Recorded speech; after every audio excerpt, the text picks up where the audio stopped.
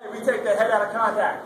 How do I make sure my young man or young woman is keeping his head up and away? When he's doing this drill onto the mat, coach stands here, and coach will give him verbal cues. I will hold my hand up and I will change numbers when he is in the air. That way I am making sure that he is seeing. His head and eyes are up. His eyes are open. He is seeing my hand. So our commands, he's in a good position. He's nice and tall. Wings, sink, lay him down, hit. Right? Two. He propels himself forward. He sees my numbers. Right? We are working 100% on the hips. He will learn to use his hips to push himself forward. You will be incredibly surprised at how far your guys can move once they get the hang of it. Day one, it's going to look like a lot of flapping fish. Day 4 is going to look like a lot of flying fish. These cats can cover some ground. That is using their hips to generate the power of the tackle. We go from this angle to this angle. That explosive opening of the hip angle is what generates my force. Real quick point I want to make, gentlemen, real quick.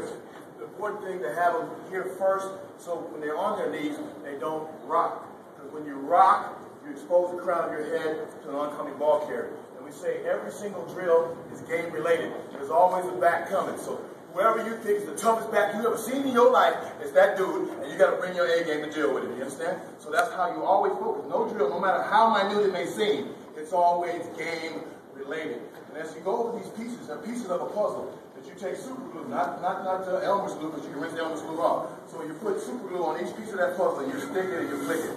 You click it and you stick it. You get another one, you get another one, and they all come together. At the end of the day, you're doing exactly what all these little steps we did.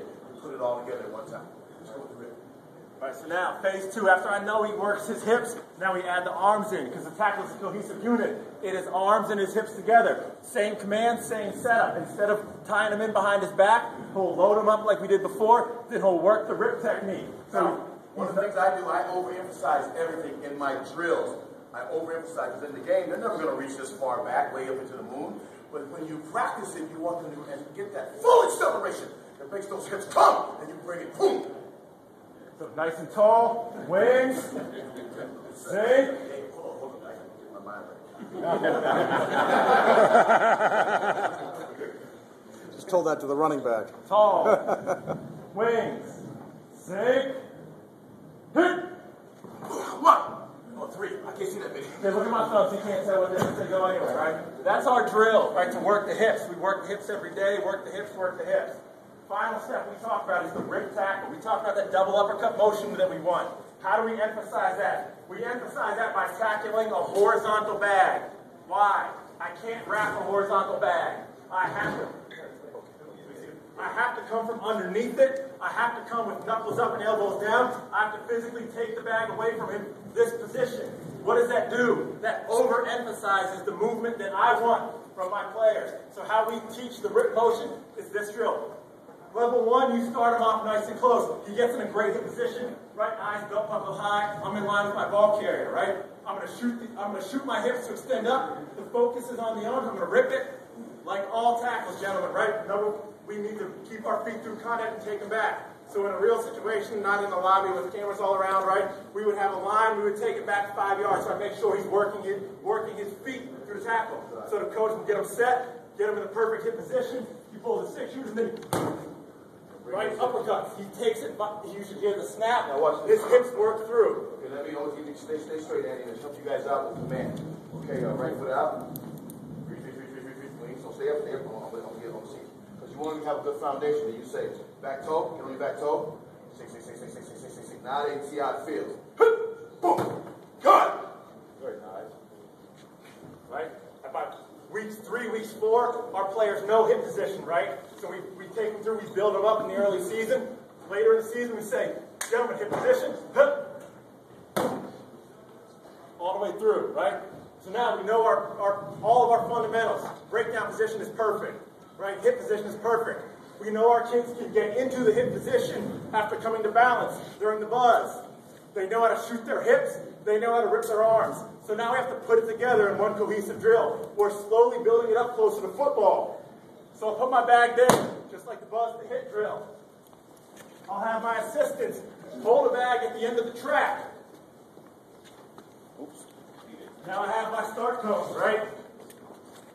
So now this is This is every fundamental put together. My players start in a perfect breakdown position. Real quick, for the high school, college guys, grown men, put it at this top edge on the top of your hip. For the little youngsters and the pee-wees and the junior midgets and the mighty mites, those kind of guys, you drop it down the bottom edge against your knee. So that's how and you want to make sure their eyes are in the middle of that bag when they dip, not above. Head is never, because this simulates the shoulder pads of the ball carrier. That's what this is simulating.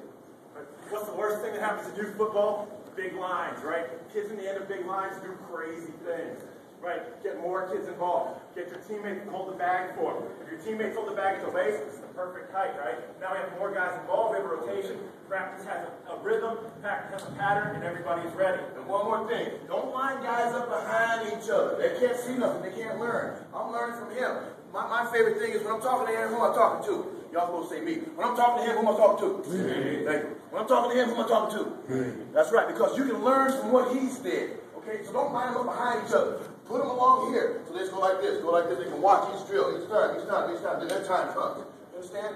That's how you learn. Sit in the back of the line, they start clowning around, they start playing around. You know that. You yell at them, doing up, down, laps, and stuff, all that. All 5 fundamentals now in one drill. The focus is still on the rip, so we're still using the horizontal bag. So we start, right? Phase 1, break the opposition, everything is perfect, right? I close the distance on coach's command, we attack the bag, right? We have to close the distance on every ball carrier. I get within the strike zone. Now I'm in my buzz phase. Close my feet, I close the distance. When I get to the edge of the bag, downhill power step, what is this? Hip position. Now I rip and shoot, boom!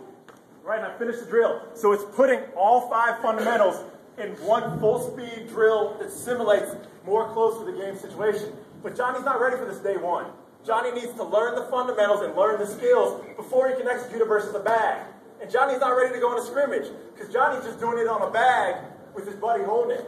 We build him up. We build him up. It is a progression, right? Tortoise in the hare, this is not a race. This is youth football. This is about developing individual players. If you worry about record and wins and losses, you're worried about yourself.